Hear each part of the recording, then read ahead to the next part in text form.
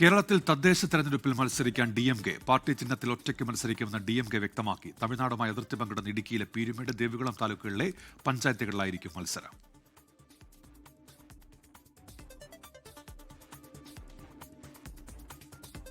നമ്മളിപ്പം പീരുമേട് താലൂക്കിൽ ഉപ്പുതറ പഞ്ചായത്തിൽ ഒരു 6 വാർഡുകളിലായിട്ട് സ്ഥാനാർത്ഥികളെ നിർത്താൻ നമ്മൾ തീരുമാനിച്ചിട്ടുണ്ട്.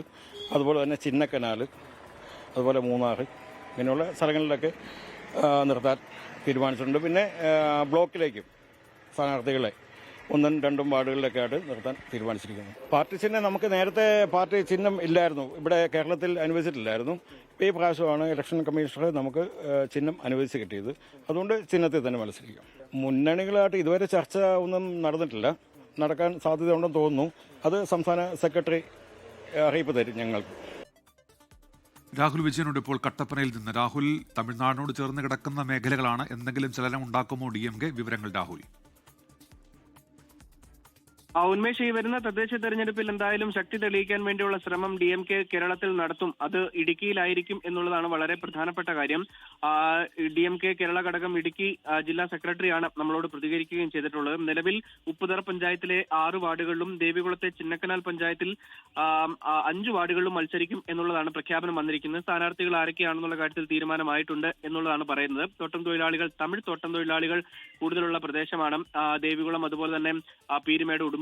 ഈ പ്രദേശങ്ങളിലുള്ള ഈ താലൂക്കുകളിലുള്ള പഞ്ചായത്തുകളിലായിരിക്കും സ്ഥാനാർത്ഥി ഉണ്ടാവുക, മത്സരിക്കുക എന്നുള്ളതാണ് പറയുന്നത്. 2000-ഓളം പാർട്ടി പ്രവർത്തകർ ഇടുക്കി ജില്ലയിൽ DMKക്കുണ്ട് എന്ന അവകാശവാദവും അവർ മുന്നോട്ട് വയ്ക്കുന്നുണ്ട്. ഇത്തവണത്തെ മത്സരത്തിന്റെ പ്രത്യേകത, ഉദയസൂര്യൻ അവരുടെ പാർട്ടി ചിഹ്നമാണ്. ആ ചിഹ്നത്തിൽ തന്നെ കേരളത്തിൽ മത്സരിക്കും എന്നുള്ളതാണ് അവർ അവകാശപ്പെടുന്നത്. പക്ഷേ ഇത് സംബന്ധിച്ച് ഏതെങ്കിലും ഔദ്യോഗിക അറിയിപ്പ് തെരഞ്ഞെടുപ്പ് കമ്മീഷൻ അവർക്ക് നൽകിയിട്ടുള്ളതായി വിവരമില്ല. കാരണം ഈ കേരളത്തിൽ ഉദയസൂര്യൻ സ്വതന്ത്ര സ്ഥാനാർത്ഥികൾക്ക് അനുവദിച്ചിരുന്ന ചിഹ്നമാണ്.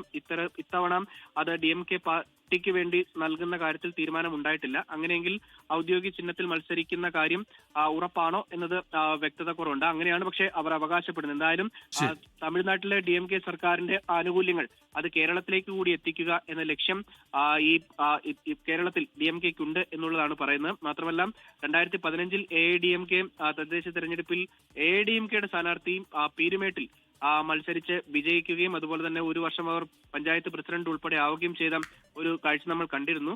ഇത്തവണയും സമാനമായ രീതിയിൽ DMKക്ക് വിജയം നേടാൻ കഴിയും എന്നുള്ളതാണ് ഇവർ അവകാശപ്പെടുന്നത്. മാത്രമല്ല കഴിഞ്ഞ ലോക്സഭാ തെരഞ്ഞെടുപ്പിൽ LDFന് പിന്തുണ നൽകിയിരുന്നു. ഇത്തവണ ഏതെങ്കിലും മുന്നണിയുടെ ഭാഗമായിട്ടല്ല, മുന്നണിയിൽ അല്ല മത്സരിക്കുന്നത്, പക്ഷേ ഏതെങ്കിലും മുന്നണിയിൽ ചേരുന്നതിന് വേണ്ടി. രാഹുൽ, ഏതായാലും പഞ്ചായത്ത് തെരഞ്ഞെടുപ്പിൽ മത്സരിക്കുമെന്ന് DMK ഇപ്പോൾ അറിയിക്കുന്നുണ്ട്. രാഹുൽ വിജയൻ വിവരങ്ങൾ നൽകുകയായിരുന്നു. ലോകത്തെവിടെയായാലും ഏത് സമയത്തും 24 വാർത്തകളും ഓഗ്മെന്റഡ് റിയാലിറ്റി പാക്കേജുകളും എക്സ്പ്ലെയിനറുകളും വിശദമായി കാണാൻ ഞങ്ങളുടെ YouTube ചാനൽ നിങ്ങൾക്ക് സബ്സ്ക്രൈബ് ചെയ്യാം.